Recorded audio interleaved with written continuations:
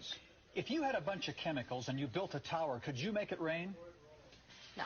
Well, that's the subject of tonight's Weird Weather. In the early 1900s, there was a gentleman who said he could make it rain. Charles M. Hatfield. Well, he said for $50, he could deliver. Well, Los Angeles farmers said, we need rain. Will you make it rain?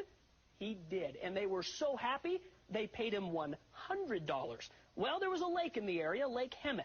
He said for $4,000, he could deliver 4 inches of rain. So he made this tower, and he mixed up some chemicals. Guess what?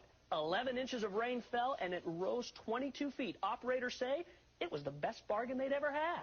There was another area that needed it. San Diego City contracted him to fill Lake Marina in 1 year. If he did it, $10,000. If not, he didn't get a penny. January 1st, he put his towers up and started sending his chemicals away. January 5th, it began to rain. January 10th, heavy rain kept going. And by January 15th, it had been a downpour for nearly 5 days. Okay, so the rain did come, and apparently it was Hatfield that was doing it. But look what happened after that. On the 19th, Marina Reservoir filled. The 26th, record-breaking rains were still falling, and the next day, dams were rupturing, huge amounts of water pouring out of the mountains, heading into San Diego. 20 people lost their lives. 35 inches of rain fell that month. Well, you can imagine there were lawsuits in the millions. The city council says, nope, we're not going to pay. Hatfield said, I'll settle for $4,000. Council said no.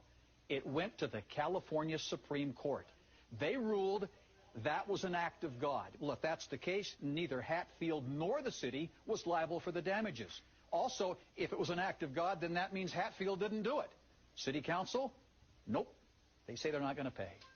Well, Charles Hatfield was known by many names. He was a cloud coaxer, a water magician, a moisture accelerator, the Wizard of Hope, a pluviculturalist, the great precipitator, but most of the time he was just known as Hatfield the Rainmaker. My. Should have bottled those chemicals. Or Well, maybe not. It was a secret, and even his brother didn't know, but the scientist of the day said there's no way that a man could do that. Well, he asked, well, it kept raining. Well, he was guessing lucky. Well, he guessed really, really lucky. Yeah, he really did. But didn't get his money. Well, no, he didn't get his money. We'll have to find out what happened to him someday.